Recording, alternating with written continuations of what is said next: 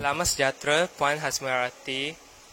Saya Yauzembang dari tingkatan 4U ingin bertanya beberapa soalan berkenaan program World Quran Hour yang dijalankan pada hari ini.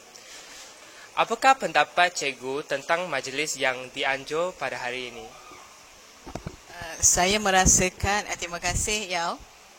Saya merasakan program World Quran Hour ni adalah sangat baiklah untuk pelajar kita sama-sama tadarus surah-surah pilihan dan juga mentadaburlah beberapa ayat-ayat yang diberikan dalam surah pilihan tadi. Jadi program ini sangat bagus sebagai kata menyuburkan budaya membaca Al-Quran di kalangan murid-murid. Seterusnya, wajarkah program ini dijalankan setiap tahun kepada murid-murid? Apakah pendapat cikgu? Saya merasakan program ini sangat wajar dijalankan setiap tahun supaya murid-murid kita dedahkan dengan bacaan Al-Quran kan untuk jadi amalan seharian mereka, lebih-lebih lagi pada pelajar Muslim lah, sebab Al-Quran adalah panduan hidup setiap pelajar Islam. Terima kasih Puan Hasmirati. Itu sahaja untuk pertanyaan hari ini. Selamat sejahtera, saya Yauzembang bersama dengan Nur Salimah Batrisha. Nur Salimah Bashira. Assalamualaikum, saya Danish dari kelas 5G. Dan saya Syahrir Nadim dari kelas 5A. Saya ingin bertanya beberapa soalan berkenaan program World Quran Hour yang dijalankan pada hari ini. Apakah pendapat tentang majlis hari ini? Dapat saya, majlis ini sangat bermanfaat dan juga ia dapat mengajak ramai lagi murid untuk tahu tafsiran Al-Quran. Pendapat saya, dia bergunalah untuk murid-murid Islam supaya diorang dapat lebih tahu tentang agama Islam. Pendapat saya tentang majlis pada hari ini, ia dapat memberikan manfaat serta pendedahan awal yang cukup baik kepada murid beragama Islam tentang kebaikan dan keindahan ayat suci Al-Quran. Pada pendapat saya pula, program yang dianjurkan oleh pihak panitia agama Islam hari ini mampu memberi manfaat yang banyak kepada pelajar-pelajar agama Islam sebab mereka boleh belajar lebih mendalam tentang agama Islam melalui program yang dianjurkan pada hari ini. Wajarkah program ini dianjurkan setiap tahun?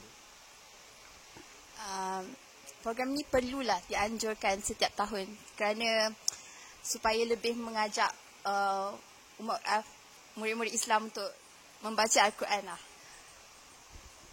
Pada pendapat saya, ia patut jugalah dianjurkan sebab murid-murid Islam dapat belajar lebih banyak Al-Quran dan membaca Al-Quran. Sememangnya agak wajar untuk diadakan pada setiap tahun kerana program seperti ini dapat memupuk semangat untuk membaca Al-Quran dengan lebih baik sama ada di rumah, di masjid dan juga di sekolah. Dan sekian. Pada pendapat saya pula, saya rasa wajar program ini dianjurkan setiap tahun sebab bila program ini dianjurkan, pelajar-pelajar boleh apply perkara yang diajar dekat sekolah ni, dia apply dalam kehidupan seharian diorang dan mereka boleh ajak rakan-rakan mereka yang lain untuk sama-sama applykan perkara yang diajar oleh pihak sekolah. Secara peribadi, apakah dapatan yang anda dapat selepas sesi tadabbur surah Al-Staf sebentar? Saya dapat lebih tenanglah jiwa selepas membaca surah tu. Tentang pengajaran surah Al-Staf sebentar tadi, kita dapat belajar tentang apa erti bersatu padu dan jangan bergerak berseorang diri kerana lebih baik kita bersatu padu daripada kita bergerak berseorangan diri. Itulah yang diajar tentang tadabbur daripada surah Al-Staf sebentar tadi.